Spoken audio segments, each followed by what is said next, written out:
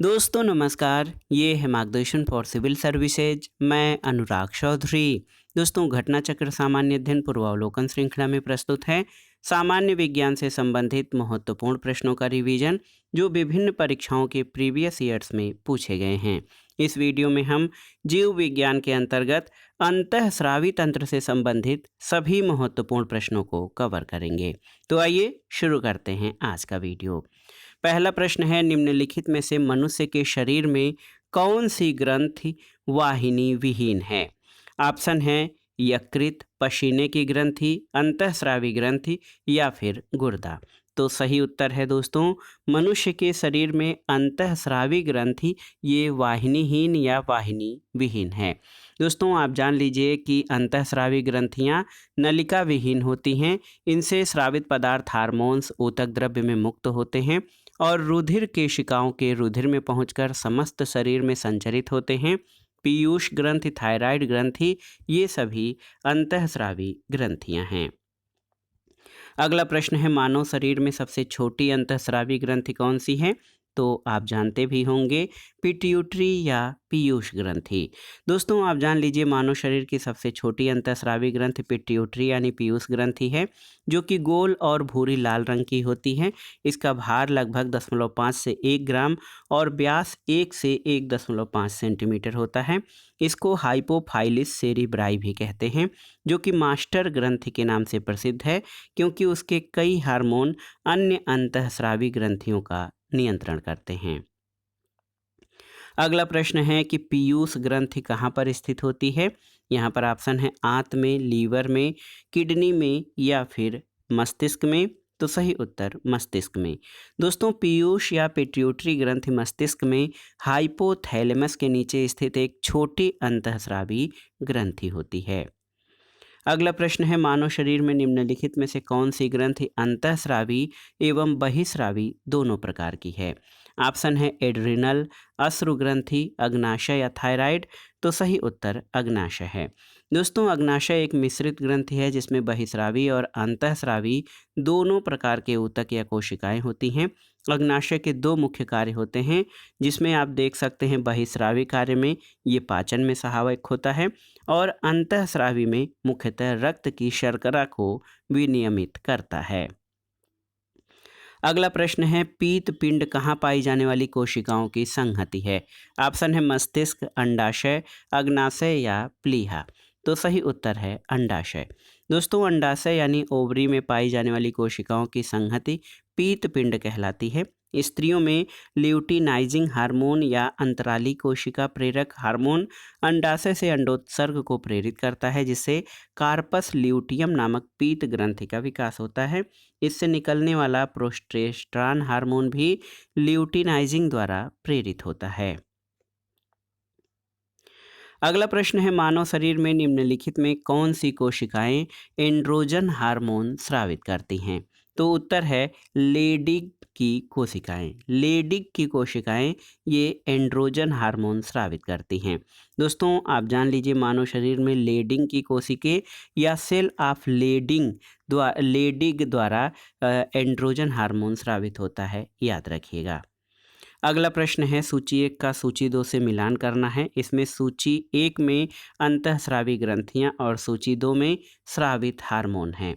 तो यहाँ पर सही मिलान क्या हो जाएगा? जनन ग्रंथि से प्रोस्टेस्टेरॉन जो है हार्मोन स्रावित होता है। पीयूष ग्रंथि से वृद्धि हार्मोन, अग्नाशय से आप जान लीजिए दोस्तों, अग्नाशय से इंसुलिन और अधिवृक्क से कार्टिसोल। तो सही उत्तर क्या हो जाएगा? 2 3 1 4। 2 3 1 4 यहाँ पर ऑप्शन सी आपका सही उत्तर हो जाएगा। दोस्तों बहुत ही महत्वपूर्ण प्रश्न है ये, आपके जानकारी के लिए परीक्षाओं में भी कई बार पूछा गया है कि जो ग्रंथियां हैं और उनसे स्रावित जो हार्मोन हैं उनमें जनन ग्रंथि प्रोस्टेस्टेरॉन है, पीयूष ग्रंथि से वृद्धि हार्मोन, अग्नाशय से इंसुलिन और अधिवृक्क से कार्टिसोल हार्मोन स्रावित होता है।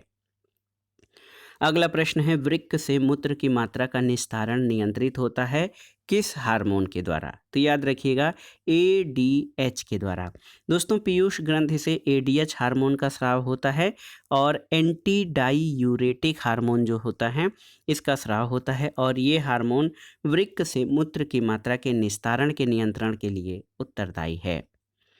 अगला प्रश्न है, सूची 1 का सूची 2 से सुमेलन करना है, हार्मोन और स्रावित ग्रंथि।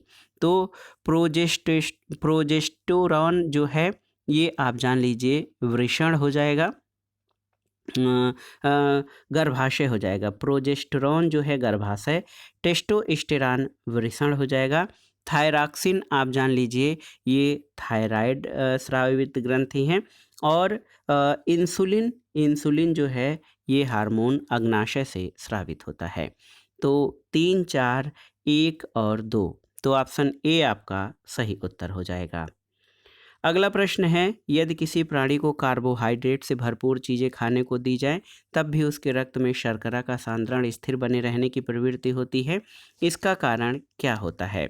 तो सही उत्तर है, इसका कारण ये है कि अग्नाशय के हार्मोन जो है ऐसी परिस्थिति उत्पन्न करते हैं, किसी प्राणी को कार्बोहाइड्रेट से भरपूर चीज़ों को खाने के लिए देने पर भी उसके रक्त में शर्करा का सांद्रण स्थिर बने रहने की प्रवृत्ति होती है, क्योंकि अग्नाशय या पैंक्रियाज की बीटा कोशिकाओं से इंसुलिन नामक हार्मोन का स्राव होता है जो कि रुधिर में शर्करा का नियमन करता है, और शरीर में इंसुलिन हार्मोन की कमी से मधुमेह का रोग हो जाता है और इंसुलिन की अधिकता से रुधिर में ग्लूकोज की मात्रा कम रहने लगती है।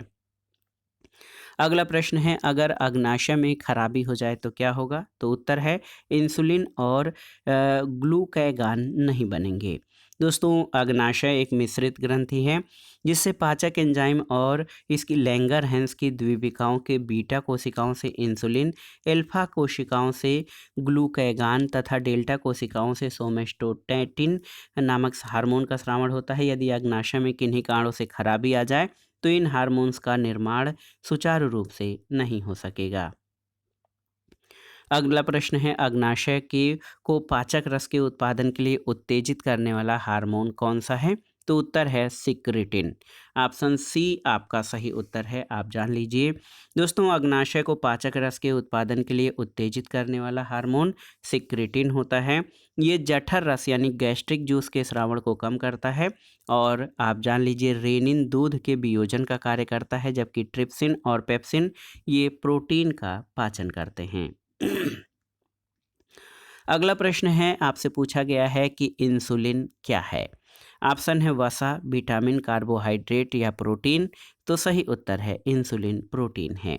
दोस्तों, इंसुलिन अग्नाशय के अंतःस्रावी भाग लैंगरहैंस की द्वीपिका की बीटा कोशिकाओं से स्रावित होने वाला एक जंतु हार्मोन है।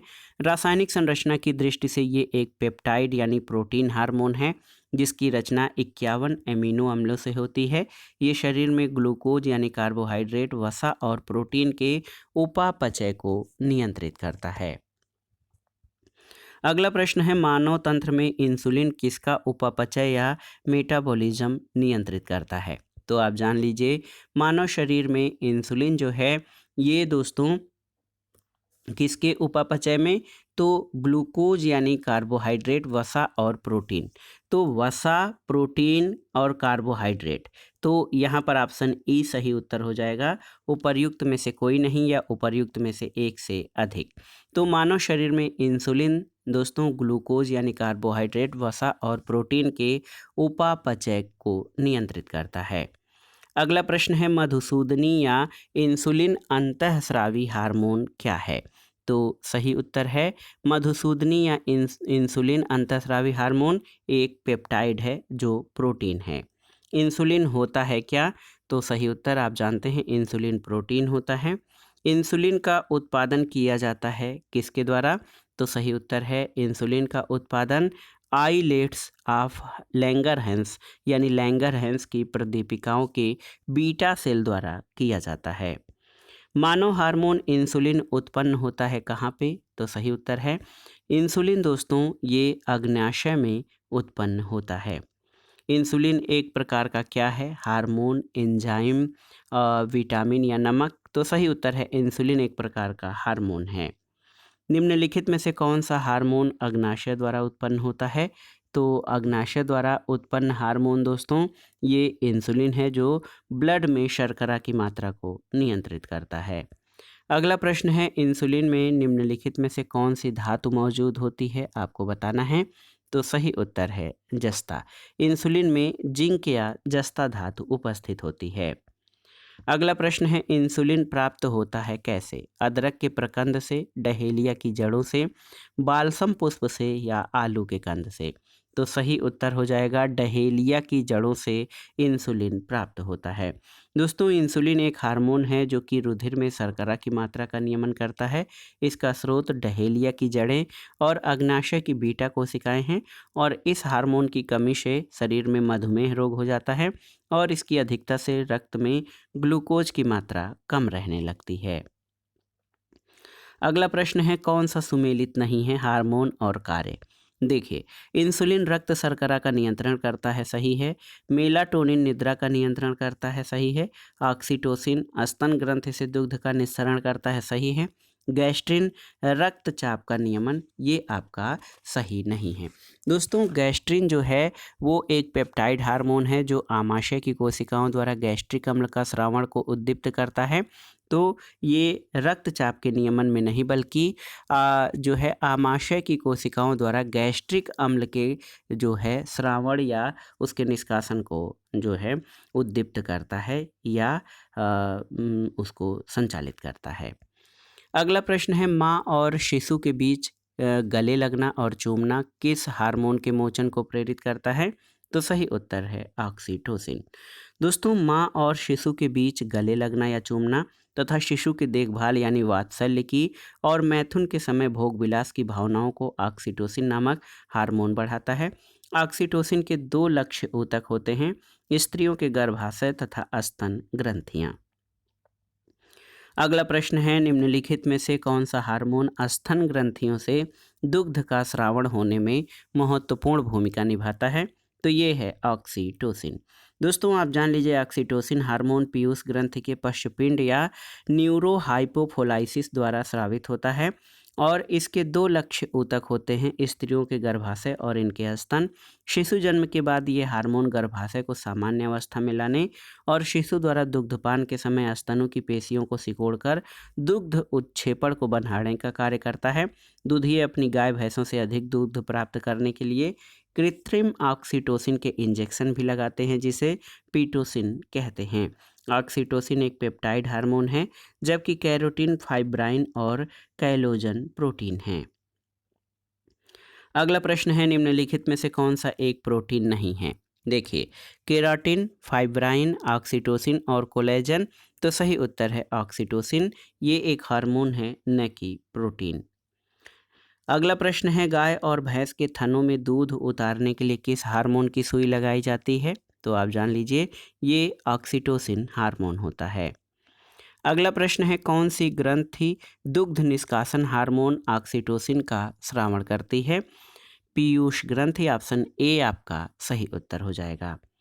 अगला प्रश्न है, पीयूष ग्रंथि अपने प्रेरक हार्मोनों की वजह से अन्य अंतःस्रावी ग्रंथियों की स्रावी सक्रियताओं को नियंत्रित करती है। निम्नलिखित में से कौन सी एक अंतःस्रावी ग्रंथि पीयूष ग्रंथि से स्वतंत्र कार्य कर सकती है? ऑप्शन है अवटु, जनन ग्रंथि, अधिवृक्क या परावटु। तो सही उत्तर है परावटु ग्रंथि। परावटु ग्रंथि या पैराथायराइड ग्रंथि होती है। ये भ्रूण के एंडोडर्म से व्युत्पन्न थायराइड के चारों कोणों पर पृष्ठ तल की ओर प्रायः छोटी भूरी सी और गोल या अंडाकार सी ग्रंथि होती है जो कि पीयूष ग्रंथि से स्वतंत्र कार्य कर सकती है। इसके द्वारा पैराथार्मोन नामक हार्मोन का स्रावण होता है जो कि रुधिर में कैल्शियम आयन की आदर्श मात्रा को बनाए रखता है।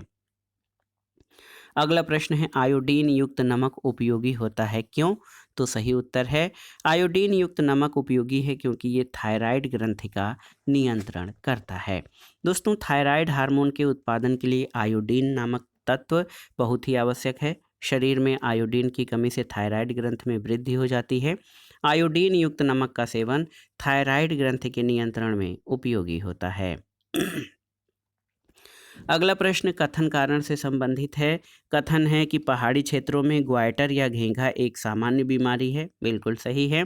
कारण है कि पहाड़ी क्षेत्रों के लोगों के भोजन में आयोडीन की मात्रा कम होती है। बिल्कुल सही है दोस्तों। ए और आर दोनों सही हैं और आर ए की सही व्याख्या भी करता है। पहाड़ी क्षेत्रों में जो कि समुद्री तल से ऊंचाई पर होते हैं वहां पर आयोडीन की कम मात्रा उपलब्ध होती है। आयोडीन की कमी से घेंघा रोग होता है, इसलिए ए और बी दोनों सही हैं और आर ए की सही व्याख्या करता है। अगला प्रश्न है थायरॉक्सिन क्या है? विटामिन, हार्मोन, एंजाइम या इनमें से कोई नहीं। तो थायरॉक्सिन हार्मोन है। थायराइड ग्रंथि मनुष्य के गर्दन के भाग में श्वास नली के दोनों ओर और स्वर यंत्र के जोड़ के अधर तल पर स्थित होती है। इसे थायरॉक्सिन हार्मोन स्रावित होता है जिसमें 65% भाग आयोडीन होता है और ये मुख्यतः अमीनो अम्ल है। शरीर में ये उपापचयी क्रियाओं का नियंत्रण करता है और वृद्धि उत्प्रेरक के रूप में भी कार्य करता है।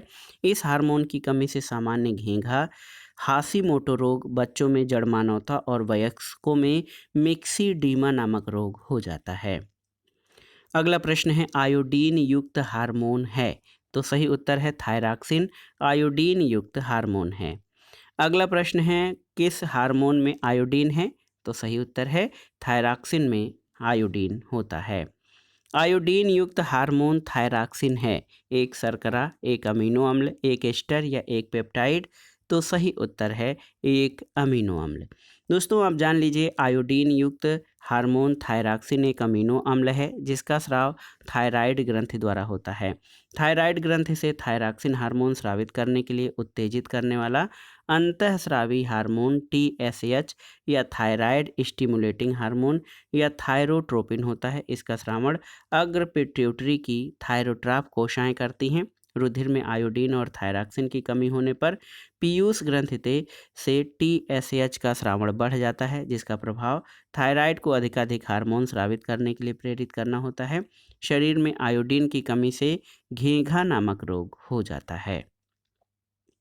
अगला प्रश्न है थायराइड ग्रंथि से थायरॉक्सिन स्रावित करने के लिए उत्तेजित करने वाली अंतःस्रावी हार्मोन कौन सा है? तो उत्तर है TSH। TSH यानी थायराइड स्टिमुलेटिंग हार्मोन। अगला प्रश्न है सूची 1 का सूची 2 से सुमेलन करिए और दिए गए कोड से सही उत्तर का चयन करिए। यहाँ पर आप देखिए एड्रेनलिन ये क्रोध, भय और खतरे का हार्मोन है। एस्ट्रोजन ये स्त्रियों से संबंधित है। इंसुलिन ग्लूकोज के नियंत्रण में और फेरोमोन गंध के बोध से साथी को आकर्षित करना।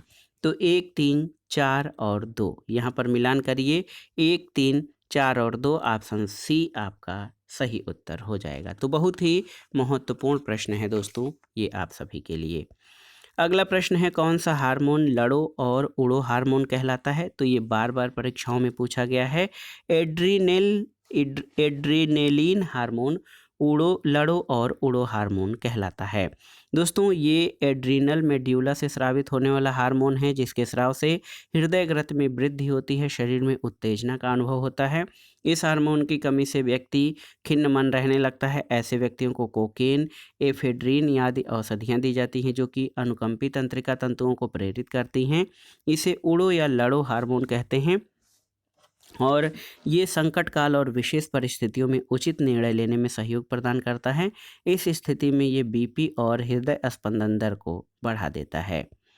अगला प्रश्न है किस हार्मोन के स्रावित होने से हृदय गति बढ़ जाती है और उत्तेजना का अनुभव होता है? तो ये है एड्रेनलिन हार्मोन। अगला प्रश्न है एस्ट्रोजन किसके द्वारा उत्पादित होता है? अंड, पुटिका, कार्पस लूटियम या गर्भाशय? तो सही उत्तर है पुटिका के द्वारा। दोस्तों एस्ट्रोजन एक हार्मोन है जिसका उत्पादन स्त्रियों में अंडाशय की ग्राफियन पुटिकाओं की थीका इंटरना की कोशिकाओं द्वारा यौवनारंभ से लेकर रजोनिवृत्ति की आयु लगभग 45 से 52 वर्ष तक होता है।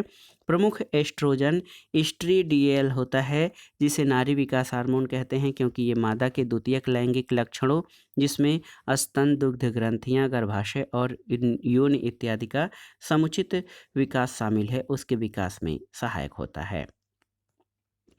अगला प्रश्न है एस्ट्रोजन क्या है? तो सही उत्तर एस्ट्रोजन हार्मोन होता है। महिला सेक्स हार्मोन क्या होता है? तो सही उत्तर है एस्ट्रोजन। अगला प्रश्न है निम्नलिखित हार्मोनों में कौन सा एक स्त्रीलिंग हार्मोन है? तो आप जान लीजिए स्त्रीलिंग हार्मोन एस्ट्रोन होता है। दोस्तों एस्ट्रोन एक फीमेल हार्मोन है। टेस्टोस्टेरॉन पुल्लिंग हार्मोन या मेल हार्मोन है। पुरुष हार्मोन एंड्रोजन को एंड्रोस्टेरॉन कहा जाता है। थायरॉक्सिन हार्मोन थायराइड ग्रंथि से स्रावित होता है और उपापचय क्रियाओं को नियंत्रित करता है। अगला प्रश्न है, स्त्रियों में रजोनिवृत्ति के पश्चात किस हार्मोन का उत्पादन समाप्त हो जाता है? तो सही उत्तर क्या हो जाएगा? दोस्तों आप जान लीजिए कि इसमें ऑप्शन है प्रोजेस्टेरॉन, टेस्टोस्टेरॉन, एस्ट्रोजन या इनमें से कोई नहीं।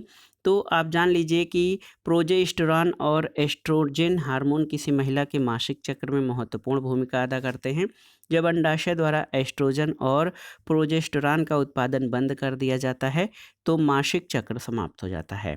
एस्ट्रोजन और प्रोजेस्टेरॉन का उत्पादन बंद करने के बाद भी अंडाशय द्वारा अल्प मात्रा में पुरुष हार्मोन टेस्टोस्टेरोन का उत्पादन जारी रहता है, जो शरीर की वसा में एस्ट्रोजन में परिवर्तित हो जाता है। इसके अतिरिक्त महिलाओं में अधिवृक्क ग्रंथि भी एंड्रोस्टेनेडियोन या पुरुष हार्मोन का स्राव जारी रखती है, जो शरीर की वसा में एस्ट्रोजन में परिवर्तित हो जाता है। रजोनिवृत्ति के बाद उत्पादित कुल एस्ट्रोजन की मात्रा महिलाओं के प्रजनन काल के दौरान उत्पन्न एस्ट्रोजन की मात्रा से काफ़ी कम होती है। लोक सेवा आयोग ने इसका उत्तर जो है पहले तो सी यानी एस्ट्रोजन माना था, बाद में इसको मूल्यांकन से बाहर कर दिया है। अगला प्रश्न है, मानव शरीर के संबंध में निम्नलिखित कथनों पर विचार कीजिए। पहला है कि किसी व्यक्ति द्वारा व्यायाम करने पर सिमेट्रोपिन का उत्पादन बढ़ जाता है। पुरुषों की जनन ग्रंथियां प्रोजेस्टेरॉन उत्पन्न करती हैं, सही है। महिलाओं की अधिवृक्क ग्रंथियां टेस्टोस्टेरॉन उत्पन्न करती हैं, सही है। प्रतिबल के कारण अधिवृक्क ग्रंथियों से सामान्य की तुलना में बहुत कम मात्रा में कार्टिसोल मोचित होता है, ये आपका गलत है। तो 1, 2, 3 आपके सही हैं। दोस्तों सोमेट्रोपिन या वृद्धि हार्मोन का शरीर में संबंध वृद्धि से है, जिसकी अधिकता से भीमकाय तक की अवस्था उत्पन्न होती है, जबकि कमी से बौनापन होता है। किसी व्यक्ति द्वारा व्यायाम करने पर सोमेट्रोपिन का उत्पादन बढ़ जाता है। प्रोजेस्टेरॉन एक मादा हार्मोन है जिसका स्रावण महिलाओं में कार्पस ल्यूटियम से होता है और पुरुषों में वृषण भी सूक्ष्म मात्रा में इसे उत्पन्न करता है। टेस्टोस्टेरोन पुरुषों में वृषण से स्रावित होने वाला एक नर हार्मोन है और महिलाओं की अधिवृक्क ग्रंथियां भी सूक्ष्म मात्रा में इसे उत्पन्न करती हैं। प्रतिबल या स्ट्रेस के कारण अधिवृक्क ग्रंथियों से कार्टिसोल का मोचन बढ़ता है। अगला प्रश्न मिलान करना है, तो यहाँ पर देखिए हार्मोन, ये टेस्टोस्टेरोन हार्मोन है। एंजाइम, तो लाइपेज एक एंजाइम है।